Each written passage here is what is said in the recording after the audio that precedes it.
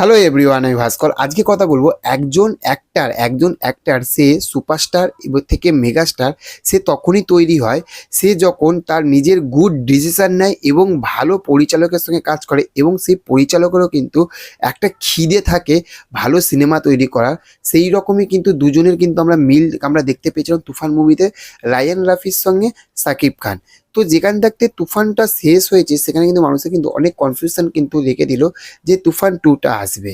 এবার এই যে তুফান টুটা আসবে, তুফান তো যে লেভেলের একটা সাকসেস পেয়েছে, এটা তো একটা তো অকল্পনীয় ব্যাপার। এটা পরিচালক রায়ান রাফিও কিন্তু ভাবতে পারেনি কিন্তু যে এই রকমভাবে তুফানকে মানুষ এতটা লেভেলের ভালোবাসা দেবে, সেটা দেশ থাকতে বিদেশ থাকতে সব জায়গা থাকতে।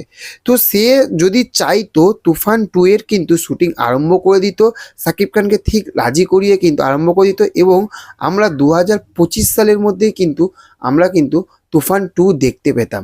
কিন্তু ওই যে বললাম যে পরিচালক হতে হবে যার মনের ভিতরে একটা খিদে থাকবে, সে একটা ভালো ছবি দর্শকের কাছে উপহার দিতে চায়। সুপারস্টারকে রেখে দিলাম, মেগাস্টারকে রেখে দিলাম, তার নামে বইটা চলে যাবে, সেই বইটা আবার হিট হয়ে যাবে, সেটা না। রায়ান রাফি কিন্তু এখানে বুদ্ধিমানের কাজ করলো। তুফান টু এর শুটিং সে আস্তে আস্তে আরম্ভ করবে, তার কারণ সে কোনো হড়বড়ি করবে না। তার কারণ হচ্ছে সে বলছে যে আমরা একটা সোশ্যাল মিডিয়া থাকতে, আমরা একটা মিডিয়া হাউস থাকতে আমরা জানতে পেরেছি, সে বলছে যে তুফানটাকে মানুষ যে লেভেলের ভালোবাসা দিয়েছে, যে লেভেলের একটা আবেগ দেখিয়েছে বাংলা সিনেমা দেখার জন্য, যে লেভেলের একটা মানে উৎসাহ উত্তেজনা যেটা দেখিয়েছে, সেটা দেখে রায়ান রাফি এটাই বলছে আমি কখনোই পারবো না তুফান টুটাকে যা তাই করে আমি পাঠাই, মানে তৈরি করে দর্শকের কাছে আনি। কারণ দেখুন তুফানের মধ্যে কিন্তু অনেক কিছু কিছু কিছু কিছু কিন্তু ভুল ছিল। সে নিজে বলছে যে এই ভুলগুলোকে রেকটিফাই করে তুফান টু যখন নিয়ে আসবো, সেটা হতে পারে 2026 সালে আসতে পারে ঈদের সময়। তাহলে বুঝতে পারছেন যে তুফান আসার পরে 2 বছর কিন্তু সে টাইম নিচ্ছে, কিন্তু সেই 2024-এ এসেছে, 2026-এ তুফান টু আসবে। তাহলে এখানেই হচ্ছে কিন্তু পার্থক্যটা, যে একজন ভালো ডিরেক্টরের কাছ থাকতে যদি ভালো স্ক্রিপ্ট পাওয়া যায়, সে কিন্তু সুপারস্টার থাকতে মেগাস্টার কেন হয়।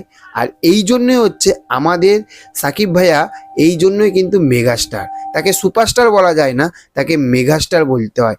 এটাই হচ্ছে পার্থক্য।